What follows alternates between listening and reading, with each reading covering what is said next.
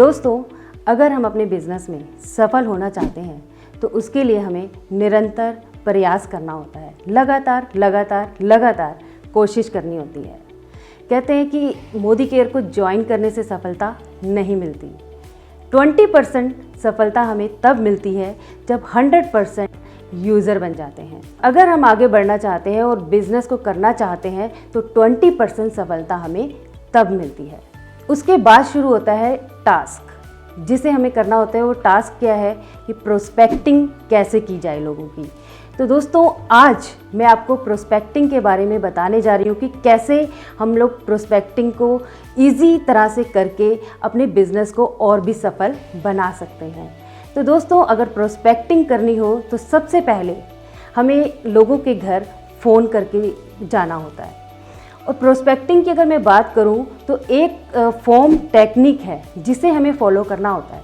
अगर उसे हम फॉलो कर अपने इस बिज़नेस को करते हैं तो बहुत आगे बढ़ सकते हैं, बुलंदियों तक पहुंच सकते हैं। तो वो फॉर्म टेक्निक क्या है? F for family, O for occupation, R for recreation, M for money.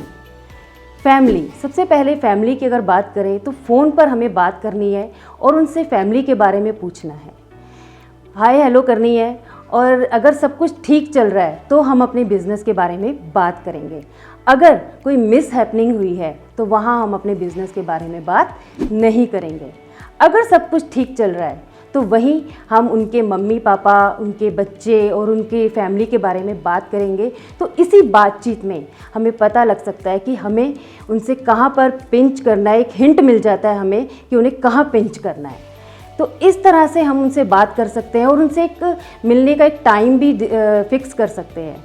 कैसे? उनसे ये पूछ सकते हैं कि हम लोग आपको सैटरडे मिलूँ या संडे मिलूँ। तो ये 2 ऑप्शन आपने दिए। तो उससे क्या होगा, वो कहेगा नहीं सैटरडे नहीं, संडे आप आ जाइए। तो संडे का एक दिन हमें मिल गया। तो फिर आपने पूछना है कि सुबह 11 बजे आऊँ या शाम को 4 बजे आऊँ। तो 2 ऑप्शन देने ज़रूरी हैं।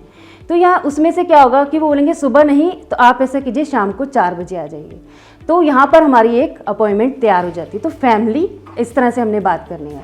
नेक्स्ट हो गया O फॉर ऑक्यूपेशन। उनकी ऑक्यूपेशन के बारे में पूछना है, वो क्या कर रहे हैं, कौन सी जॉब कर रहे हैं, उसके बारे में पूछना है। और जॉब कैसे चल रही है उसके बारे में पूछना है। तो वहाँ पर आपको भी एक हिंट मिल जाता है कि जॉब कहाँ अच्छी चल रही है। तो यहाँ हिंट मिल गया कि कहाँ पर आपको उनको पिंच करना है अपने बिजनेस में लाने के लिए। नेक्स्ट R फॉर क्या है? रिक्रिएशन। यहाँ पर आपको उनकी हॉबी के बारे में पूछना है कि और बताओ, इतने 4 से 5 महीनों के बीच में कहीं घूमने गए क्या, कुछ नया किया क्या? तो वो क्या कहेंगे, कहाँ, जॉब से छुटकारा नहीं मिलता, या बिजनेस है तो उसमें टाइम नहीं है तो जा ही नहीं पाते। तो यहाँ पर भी आपको एक हिंट मिल जाएगा कि कैसे उनको पिंच करना है, किस तरह से हमें उनको अपने मोदी केयर में लाना है।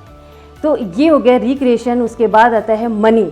तो मनी के बारे में बात करनी है और पूछना है उनसे, और बताओ कहाँ थे इतने दिनों से, कहाँ थे, नोट छाप रहे थे क्या?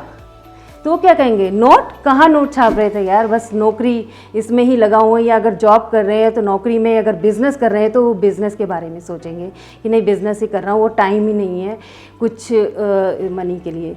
तो इस तरह से यहाँ पर भी हमें एक हिंट मिल जाता है कि किस तरह से हमें पिंच करना है, एक मनी के लिए हम उनको इस बिज़नेस में ला सकते हैं।